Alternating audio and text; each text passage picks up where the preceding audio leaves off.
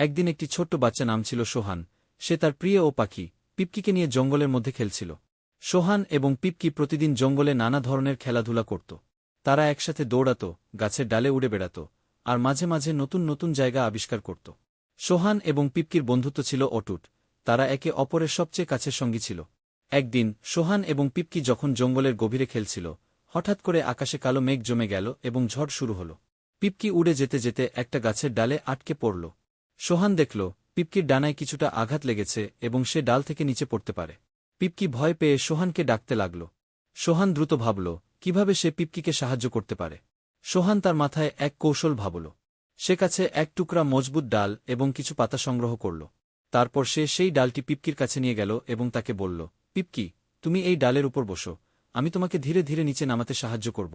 পিপকি সোহানের কথায় বিশ্বাস রেখে ধীরে ধীরে ডালটি ধরল। সোহান খুব সতর্কভাবে পিপকিকে নিচে নামাতে লাগল। তার কিছু সময় পর সোহান পিপকিকে নিরাপদে নিচে নামিয়ে আনল। পিপকি কিছুটা অসুস্থ হলেও সোহান তাকে আদর করে শান্ত করল। ধন্যবাদ সোহান, তুমি আমাকে বাঁচিয়ে দিলে। পিপকি সোহানকে ধন্যবাদ জানাল। সোহান হাসি দিয়ে বলল, এটাই তো বন্ধুত্ব। আমরা একে অপরকে সাহায্য করব সব সময়। তাদের বন্ধুত্ব আরও শক্তিশালী হল এবং তারা একসাথে আরও অনেক নতুন অভিযান শুরু করল। সোহান জানত যত বিপদ আসুক না কেন, পিপকি এবং সে একে অপরের পাশে থাকবে। এই গল্পটি আমাদের শেখায় সত্যিকারের বন্ধুত্বে একে অপরকে সাহায্য করা জরুরি এবং বিপদে পড়লে সাহস এবং কৌশল কাজে আসে।